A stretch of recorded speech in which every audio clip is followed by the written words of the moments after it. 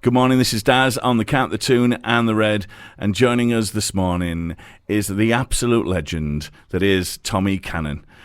Tommy is an English comic, actor and singer, and he's best known as the straight man of the comic double act Cannon and Ball.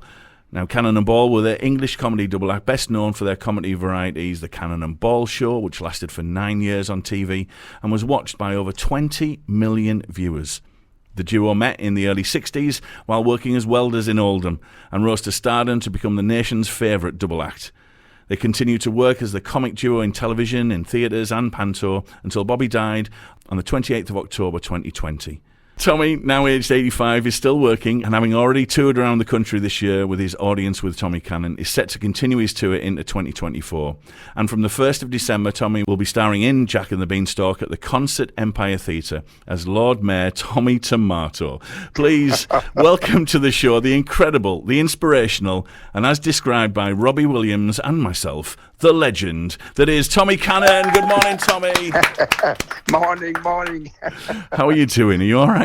Okay, yeah, I'm good, thank you. Good. Now, we've had good. hundreds of guests on the show, Tommy, from musicians to comedians, and I'll be honest, I've never been quite as starstruck or privileged to talk to you this morning. I was a child of the late 70s and 80s, and you were on my TV every Saturday night.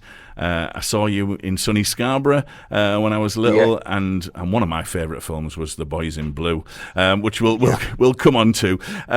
You must look back at those days, Tommy, with such fond memories. Well, yeah, I mean, to be honest with you, I never even dreamt that we would achieve what we did. Yeah. First and foremost, me meeting Bob in the welding factory. First and foremost, I couldn't weld. Right. Fancy going as a welder and I couldn't weld. Yeah. I mean, luckily, I had a relative who was the foreman and he got me the job. So right. I sort of learned as I went along, and Bob was the first person to speak to me out of, 500 or 600 men on the shop floor. Walked in, "Hello, Cock, how are you?" And I said, "I'm great, mate." And he walked away, and as he walked away, I thought, "Man, that's a fun little beggar." And that was it. That was the beginning of it all, you know. So to have achieved all what we have has been, it's been fantastic. I still can't believe it. Yeah. Oh, I bet you still have to pinch yourself, Tommy. And before we reminisce further, let's talk about this Jack and the Beanstalk. It's at the Consett Empire Theatre, and you're starring as Lord Mayor Tommy Tomato from the 1st of December to the 31st. How are preparations going for the panto? They're going okay, yeah. It's always, Bob and I did about 45, I think, pantos together. And when you do that, and suddenly you're doing a panto on your own, which was, I did the first one last year, and I decided I'd come back again. Yeah. And there are the odd time when I think, oh, why did I do that? Because, it's sort of, when you work together as a double act, you cover for each other. Yeah. I forget a line, Bob covers, he forgets a line, I cover. Yeah. And it was pretty easy, and we did our own things, we did like the wall routine, the trumpet routine. Yeah. So we haven't got a lot of lines to learn. Right. And so when I come into panto and I had all these lines, I went, oh my God, what am I doing? But it's been great. And, Leah Bell, who puts the pantos on, she's great. She's a great lass. She's fabulous. And how does Lord Mayor Tommy Tomato fit into the story, Tommy? Well, it was my fault that I'm Tommy Tomato, because I don't know whether you probably, Noel Edmonds did a show called The Gotchas. Yes, yeah. And me and Bob were tomatoes. Right. And the reason it happened was that Noel Edmonds, we saw Noel and said to him, "You'll never get us on that show, so don't try." Yeah. Worst thing we could have ever said, because apparently he went out of his way to get us on the show. And I mean, how we fell for it, I'll never know, because I'm dressed as a tomato, I'm the English tomato, and Bob is the Italian tomato, and there's a war going on that the Italian tomato is better than the English tomato. Right. So we go to a recording studio in London, would you believe? And Bob is doing, I'm an Italian, not tomato, I am Italian, through and through. And I'm going, I'm Tommy Tomato, I'm English through and through. It's like a competition. Right. And then they take us to Rome. I mean, right. the beautiful city of Rome, and with her, and we're doing all this, and I still honestly can't, when I think back, how the heck did we fall for that? Yeah. You know what I mean? And then suddenly, coming up towards us is this guy dressed as a tomato. Right. And I looked at him, and he came and stood in between us, and he's speaking Italian, or trying to speak Italian. And I'm thinking, all of a sudden, the penny dropped. I thought, I bet you that's no Leadman's. And he pulled his hat off, and I went, and you can see the picture. I've got my fist, and I'm like on top of his neck with my fist, thinking, "You sod, you've got us!" And oh man, it was incredible. But we had a great time doing it, and so of course, what do? I said to Leah Bell, the lass that's putting it on, which because I met Leah, we met all together in 1976. Wow. So I said to her, "Oh look, Leah, do you remember this thing?" And I had some pictures of it. Right. And she looked at it and she went, "Oh, that's interesting." And I thought, "Oh no, she's going to have me in panto dress as a damn tomato. And this is why I'm in it as a tomato." Gosh, fabulous. Well, I mean, we can't wait to see it, Tommy. It starts on the 1st of December, and panto casts notoriously have their troublemakers. That put people off or trying to make them crack up, and I'm sure Bobby was a master at that. Oh, God, he was. Do you have some of the pantos that you did together that really stand out? Well, to be honest with you, the thing with Bob was that you could never ever. He never actually kept to the script.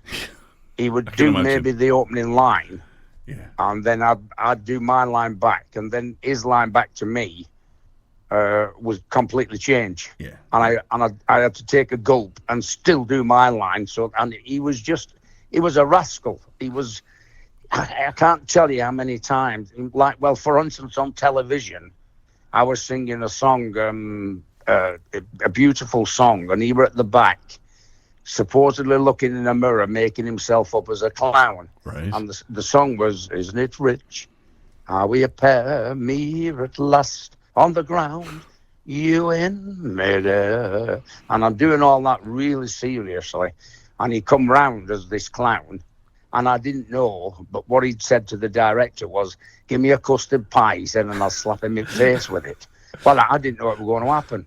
So he came round and he went, boom, and it was this, I swallowed half the damn stuff down my throat. Oh my God. And that's what Bob used to do. Yeah. He was always up to something. Yeah. He was a really, really funny man. And when we lost him in 2020, Tom, it was a huge loss to the world and to us, his fans. We can only imagine how it must have been for you and your family, and the wider Cannon and Ball family. Yeah, it was the weirdest thing ever in my life, I think, because he passed away so quick once he got into hospital. It was quite shock, really, quite a big shock. And it was, and the thing was, I didn't cry, and I now realise why, but I didn't cry, and sort of, I was upset, but I never cried. Mm-hmm. And then when we went to the church on the funeral day, which we shouldn't have gone to because of COVID, but we went. Yeah. And we sat in the church, and it was a really sad occasion, and everybody had masks on, and it was awful. Yeah. And then all of a sudden, for some reason, I turned and looked up the aisle, and down the aisles coming the coffin, and I broke my heart crying, because it was only then did I realise, because I'd not seen him, that he was never coming back. And I just, I couldn't control myself in the church. I just absolutely went, and it was terrible. But thankfully, at least when I realised that, I looked at the coffin, I thought, oh my God, he's never coming back. And that was it. I broke down and cried, and my wife was with me, and she consoled me, and I just couldn't stop crying. the other side of that is that we have, and you must have as well as us, so many memories that we can look back and laugh about with Bobby. Oh, God. I mean, I just want to go back to those welding days, Tommy. When you didn't know each other, he sort of introduced himself to you, and he wanted to start up a double act, but you weren't even quite sure what a double act was, were you? No, I wasn't. I had no idea. I mean, he just came up to him one day out of the blue, and I don't even know what he saw in me or anything. He said, do you want to make a double act? I said, sorry? He said, do you want to make it? I said, what's a double act? He said, me and you. He said, singing. I said, I can't sing. Oh, and walked away. That was it. Yeah. Another month passed by, and he came. He said, I'm working tonight, he said, at this working men's club, he said, and, all the lads are coming down for a pint. Why don't you come down? So I said, oh, all right, I will do. Off we all went, and he sang, and he was very good, and came off, and I don't know, a few weeks went by, and he came again. He said, listen, he said, tell you what to do. Get a set of drums, and I'll teach you a few riffs, and I'll get a piano player, and we'll do weddings. Right. I said, no, part-time, like. I said, oh, that's okay. So I went out, got a set of drums. Following day, I went back in. I said, I've got a set of drums. He said, blimey, he said, you're keen, aren't you? I said, what do you mean I'm keen? You told me to get a set of drums. And the problem was, of course, he couldn't teach me anything about the drums because he couldn't damn well play them. Yeah. So there I am with a set of drums, nobody to teach me anything. So off we go, and we're doing it. And I think we only did about maybe 3 or 4 weddings. Right. And suddenly the piano player said, I can't do this anymore. I don't like being away from home.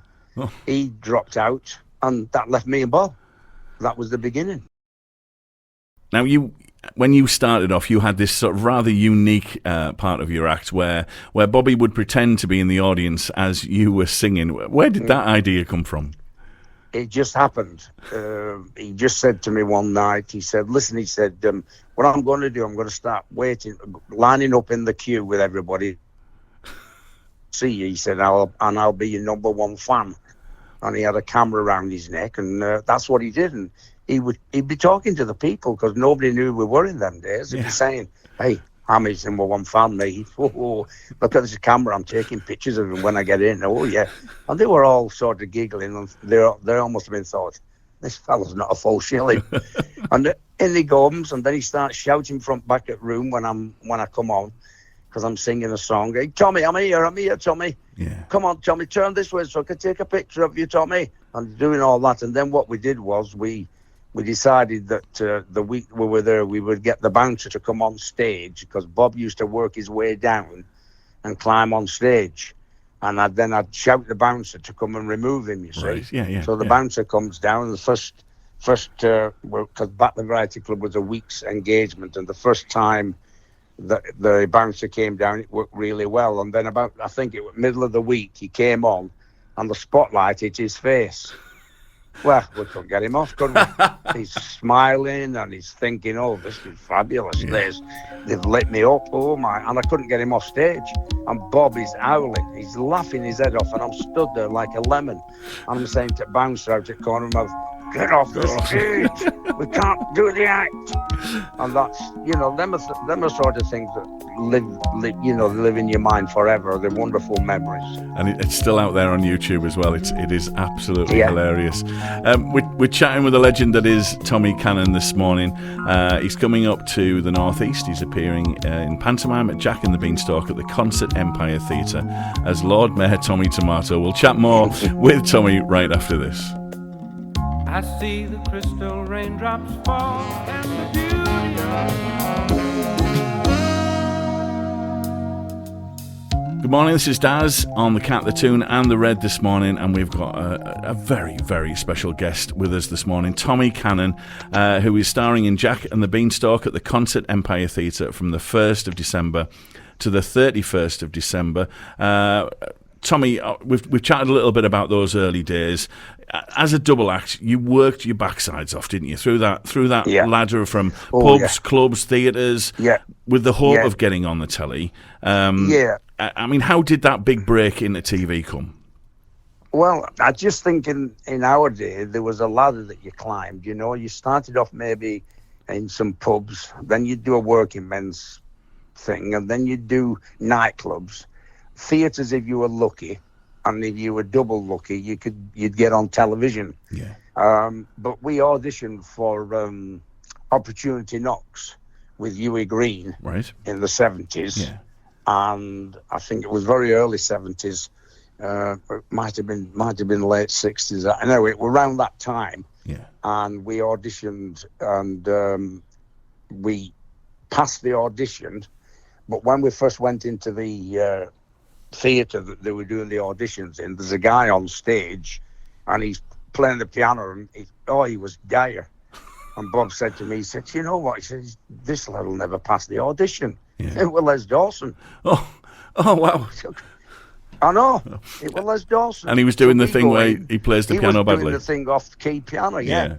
And so we go and we pass the audition, and it takes 2 years for us to get back on, because in them days that was the only place anybody with any talent could go to see whether they could get on telly. And so it's 2 years, and we go back, and we start doing comedy. Right. And Huey Green came on the floor, and in them days you had to call him Mr. Green. He came on the floor. He said, excuse me, what you doing, boys? I said, oh, we're doing our act, Mr. Green. He said, am I wrong in thinking that you sang when you came on to pass your audition? I said, that's right, Mr. Green. I said, but it's took us 2 years. We've waited 2 years to get back on here. And I said, in that time, we've decided we'd like to do a little bit of comedy. And he looked right at us and he said, be it on your own heads. and walked away. Needless to say, we came last. Oh, blimey. Yeah, we came last, and that was the end of the TV thing for quite a few years then. Yeah, we failed it miserably, so yeah. Then you got the big show at LWT, watched over by over 20 million people. Yeah, it was tremendous. Yeah, I mean, you had some incredible guests on there as well. Oh, God, yeah, but you see, the thing what happens sometimes in life, you sort of things are meant to be. Yeah. You're going down a path, and, you know, you come off it, you get back on it, etc. Because we were at Glasgow Empire with a brilliant singer who never came to England, and we were bottom of the bill. Right. And when we came off, we walked into the wings, and there's a guy stood there, and he said, all he said was, well done, boys. And that was it. Right. Years later, we're in LWT studios on South Bank in London, and we go into the office and we sign in our first television contract. And there's a guy coming down the corridor, and Bob and I look up and we see him. We both look at one another and say, we've seen him before somewhere, haven't we? And Bob said, yeah. He said, I think we have. He said, anyway, he came in, shut the door. He said, hello, boys. He said, do you remember me? And I went, yes, that's where we know him from, Bob. He was the guy who was stood in the wings at Glasgow Empire and said, well done, boys. So he shook our hand. He said, by the way, my name's David Bell. I am head of light entertainment. Wow. And I went, oh, my God. Would you believe it? All them years had gone by. He'd become this director, this guy who ran it all. Yeah. And he was the guy that said, well done, boys. I mean, it's like it were meant to be. But, of course, it took a few years to get there, you know. It did. But it was incredible. Absolutely. And in 1982, you made your one and only feature film, The Boys in Blue. Now, as I said earlier, I had this on Betamax, and I just loved it. There was something about it, Tommy, that it just cracked me up. And I would get so cross that you couldn't see Suzanne Daniels Kim was double-crossing you. It annoyed me. I was like, I know. Oh, we're the boys in blue. Oh, woo, woo, woo, woo. We're the boys in blue. Oh, woo, woo, woo, woo. How much fun was it making that film? Well, it was great fun. First and foremost, Bob and I dropped a right clanker because we got the script and we learned it from the front to the back, which that's what we thought we had to do. Yeah. So we got to the place where we were filming the first day, and the director came into the caravan and said, are you ready to go, boys? And so we both said, yeah, we're ready. So we go out the caravan and we get onto the area where we're doing the first shoot, and we start to babble away. He said, "What are you doing?" I said, we're just going over the lines, to the beginning. Yeah. He said, "The beginning of what?" I said, the beginning of the film. We've learned it from the front to the back." He said, "It doesn't work like that." I said, "Does it not?" He said, "No." He said, "We go to page 45, scene 12." He said, "And that's not at the beginning of the book." Yeah. I went, "Oh my God." So we had to go back to the caravan and learn that scene and go out and do it. Yeah. Now, the thing was, it was with Eric Sykes. Yes. Yeah. And Eric was, if he didn't wear his glasses, he was deaf. He had hearing aids in the ends of his glasses. Right. So he always wore his glasses, you see. Yeah. But something must have been wrong with his hearing aids, because we're in this big area and there's a double-decker bus parked right at the top, and Eric had to run to get onto the bus. Yeah. So what happens was the director shouted, "Action!" Yeah. and Eric never moved. Right. So he stopped and said, "Eric, director just shouted that." He said, Tommy.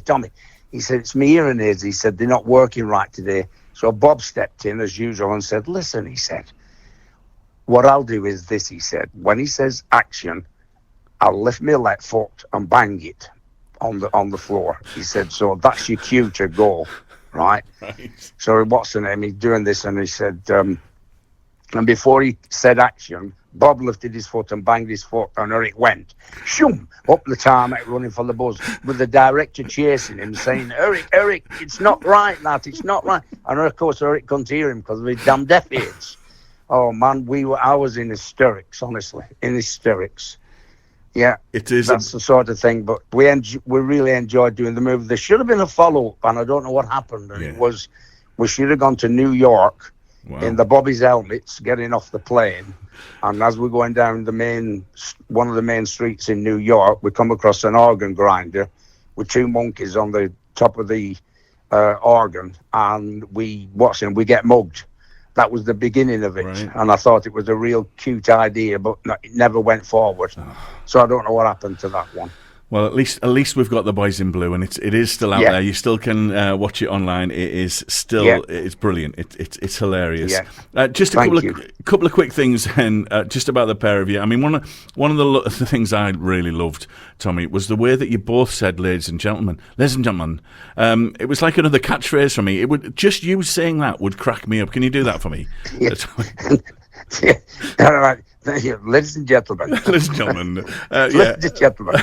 Every time it would crack me up. And where did the whole braces and the rock on Tommy thing come from? Well, they came about because he had a baggy suit on with a big belt that your dad used to wear in the old days, that he used to wrap your backside on with it and stuff. And his trousers kept falling down. So I just said to him, I said, "Well, get a pair of braces." I didn't tell him to get red ones, but he got a pair of braces. And then one night he's got the brace, and one night, every night we go on stage, and he's flicking the braces. He's going underneath his jacket with his arm, flicking the brace back onto his shoulder. So I said to him, "What are you doing? Messing about?" He said, "Tom, you don't understand." He said, "They're like a brass strap." He said, "And they keep falling off the shoulder."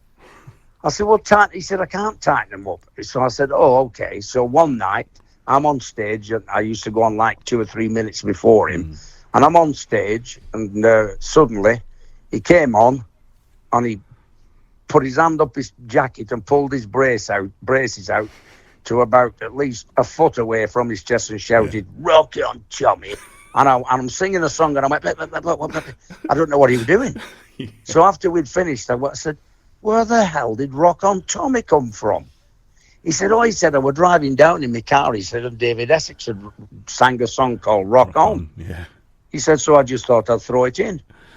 And that was it. And from then on, I could have killed him because the bloody world called me Rock On Tommy. Absolutely. Oh, my God. And what I also used to love is "You Little Liar, You Little Liar." Yeah, I know. Little liar. Yeah, I know. And that'll do for me. That'll do for me, Cocker. Yeah, all right, Cocker. Just brilliant. I mean, and I still do. I did this with my kids growing up. Whenever, any time that my kids grabbed me, my arms, I'd go, "Oh, you've got me skin! You've got me." Yeah, skin. I know. Oh my God, the amount of times that when I used to go off the stage and get hold of him, bounce him down, and throw him on stage, the amount of times that people were waiting outside the stage door, actually threatening me, because they thought I'd hurt him. They said, you know, in America, there was a guy stood there outside. He was about 6'6", and I thought he was waiting to say, "Oh, I enjoyed the show." Yeah. So he came up to me. He said, "I said, you enjoy the show, pal?" He said, "Let me tell you something, buddy. You ever hurt that little guy again, I'll smash you down into 1,000 pieces." So, Tommy, it's been absolutely fantastic talking to you this morning. Thank you so much for your time. I know you've got to dash off now and get your costumes fitted and everything. It's been a real pleasure talking to you. Good luck with the Panto and with the tour next year, and we can't wait to see you back up in the Northeast. All the best. Anytime you want to speak to me, let me know. Rock on. Rock on, Tommy. All the very best. All right. Bye. Bye now.